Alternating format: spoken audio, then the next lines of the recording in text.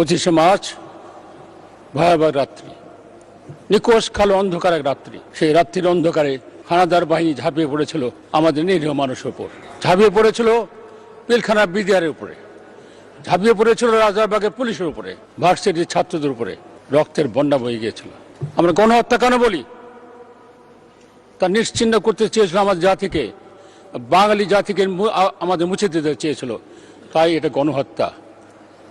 এবং আমার বিশ্বাস এই সংসদে এটা পাশ হবে, শুধু আজকে নয়, আন্তর্জাতিকভাবে এর নিশ্চয় দিন স্বীকৃতি লাভ করবেই।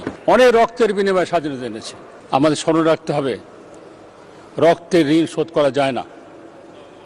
আমরা যে রক্তকে কোনো অবমাননা না করি, রক্তকে অবমাননা করলে স্বাধীনতাকে অবমাননা করা হবে। আমার সবচেয়ে বড় দুঃখ, আমি স্বাধীনতা যুদ্ধে অংশগ্রহণ করতে পারিনি। আমি প্রতিজ্ঞা করেছিলাম যদি কোনোদিন সুযোগ পাই মুক্তিযোদ্ধাদের জন্য সবকিছু করে ঋণ শোধ করার চেষ্টা করব। আজ অনেক দুঃখ, গণহত্যা দিবস ঘোষণা করতে পারিনি, দেরিতে ঘোষণা এসছে। আমার বিশ্বাস আমরা সবাই মিলে প্রস্তাবটা গ্রহণ করব এবং এই সংসদে এটা পাশ হবে। এখানে নয়, আন্তর্জাতিকভাবে যাতে গৃহীত হয় তাদের মাননীয় প্রধানমন্ত্রী চেষ্টা করবেন, এটা আমি বিশ্বাস করি। আমাদের মুক্তিযুদ্ধ স্বাধীনতা ইতিহাসের নাম হচ্ছে বঙ্গবন্ধু, আমাদের জাতির পিতা।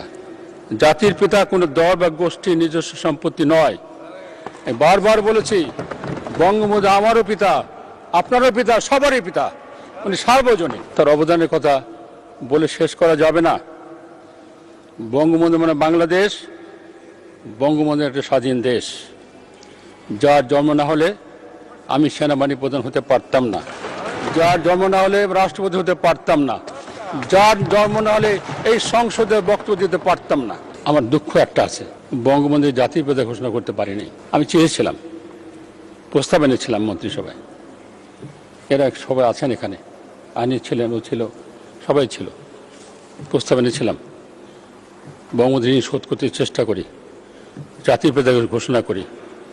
কয়েকজনের বিরোধিতা করতে পারি নাই, সেই দুঃখ নিয়ে মরতে হবে। প্রতি বছর এই গোটা বিশ্বকে জানাতে হবে পাক হানাদারবাহী বাহিনী আমাদের দেশে কীভাবে গণহত্যা করেছিল, আমাদের জাতিকে নিশ্চিহ্ন করার চেষ্টা করেছিল, আমাদের অস্তিত্বকে বিলীন করার চেষ্টা করেছিল।